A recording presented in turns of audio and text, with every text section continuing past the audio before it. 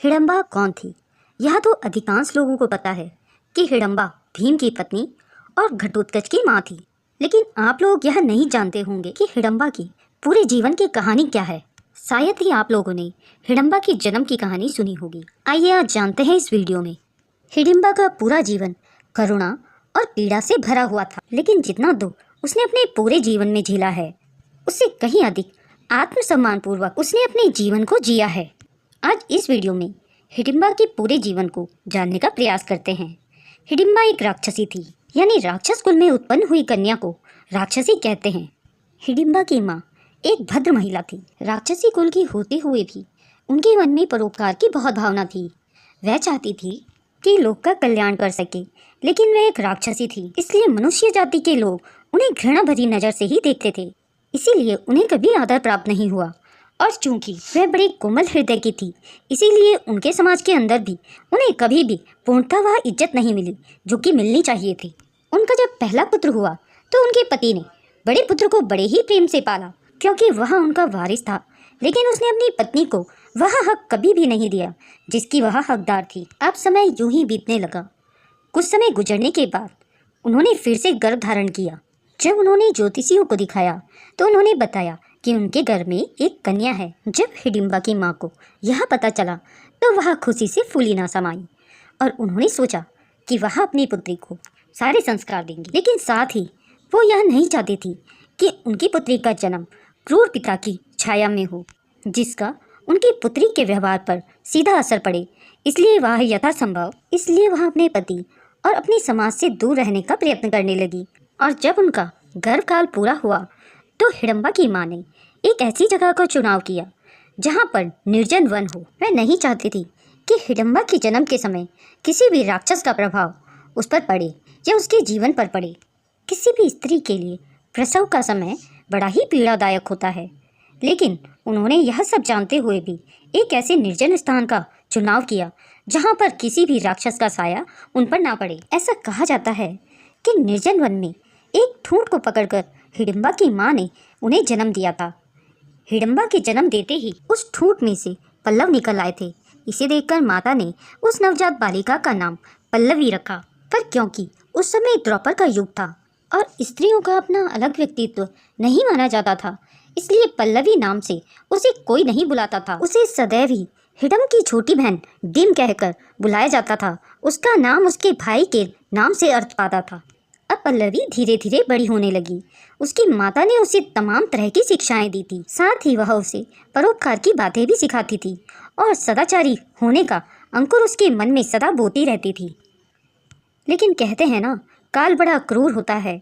पल्लवी अभी 10 वर्ष की ही हुई थी। उसकी माँ का देहांत हो गया।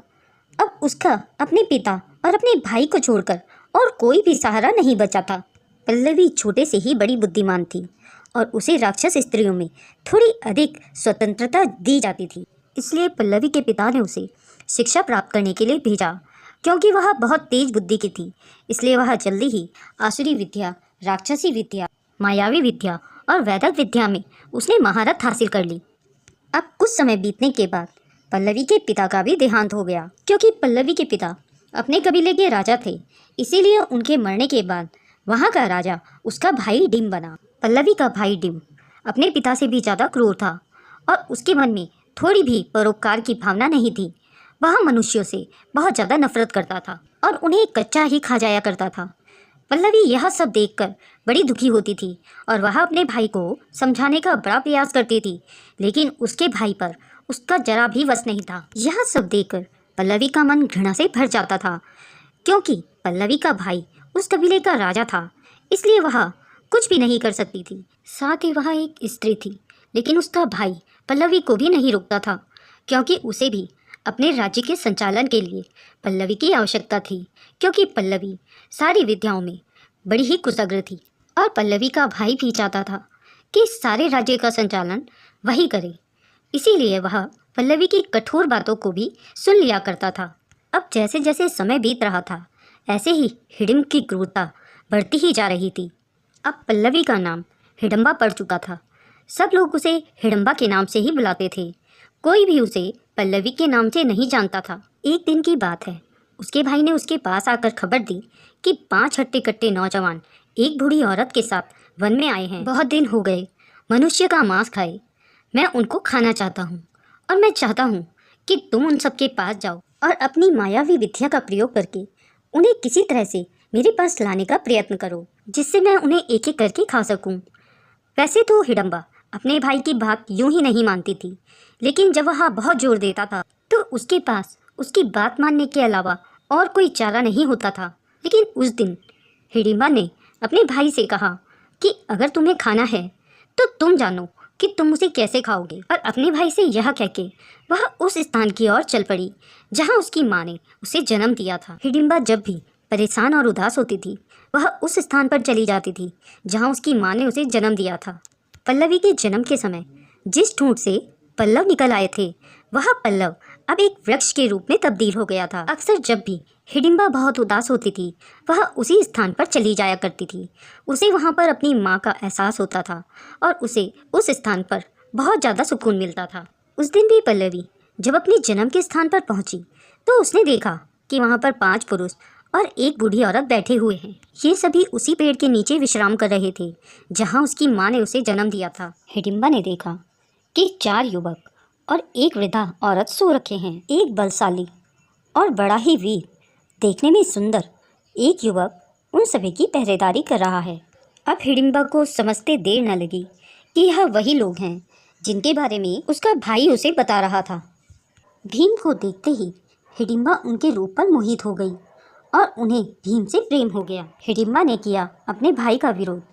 हिडिम्बा जब भीम पर मोहित हो गई तब उसने भीम के सामने शादी का प्रस्ताव रखते हुए उसे बताया कि यह पूरा क्षेत्र उसके भाई हिडिम्ब का है जो एक खतरनाक राक्षस है। हिडिम्बा ने भीम से उस जगह को छोड़कर दूर बसने की बात कही, लेकिन भीम ने अपने भाइयों और माता कुंती से दूर जाने से मना कर दिया। उस समय हिडिम्ब वहां आ गया और भीम ने युद्ध में उसे परास्त कर दिया। यही नहीं, भीम ने राक्षस का वध कर दिया और हिडिम्बा से भी यह कहा कि वह एक राक्षसी है और उसका विश्वास करना असंभव हो, इसलिए उसका भी हिडिम्ब की तरह वध कर देना चाहिए। लेकिन युधिष्ठिर और कुंती ने भीम को समझाया कि स्त्री किसी भी रूप में क्यों ना हो उसका अपमान नहीं करना चाहिए। इसके बाद हिडिम्बा ने कुंती से प्रार्थना करते हुए कहा कि वो भीम को पति बनाना चाहती हैं। भीम ने इस बात की स्वीकृति दी, लेकिन उन्होंने यह भी कहा कि वह दोनों तब तक ही साथ हैं जब तक उन्हें एक पुत्र न हो जाए। हिडिम्बा और भीम का हुआ एक पुत्र। हिडिम्बा भीम को उड़ाकर दूर पहाड़ियों में ले गई जहाँ दोनों साथ में रहने लगी। हिडिम्बा और भीम को एक पुत्र की प्राप्ति हुई जिसका नाम घटोत्कच पड़ा। उसके ऐसा नाम पड़ने का कारण था कि वह जन्म से ही केशहीन था। इस वीर ने महाभारत के 14वें दिन ही संग्राम मचा दिया और कौरव सेना डरकर भागने लगी। उसी समय कर्ण ने इंद्र से मिली शक्ति का प्रयोग करके भीम के पुत्र घटोत्कच का वध कर दिया। वास्तव में भले ही भीम और हिडिम्बा का विवाह वैदिक मंत्रों के साथ नहीं हुआ हो, लेकिन उनकी प्रेम कहानी आज भी प्रचलित है। दोस्तों, अगर यह वीडियो आपको पसंद आया हो तो इसे लाइक करें, शेयर करें और अगर आप मेरे चैनल में नए हैं तो इसे सब्सक्राइब करें। धन्यवाद।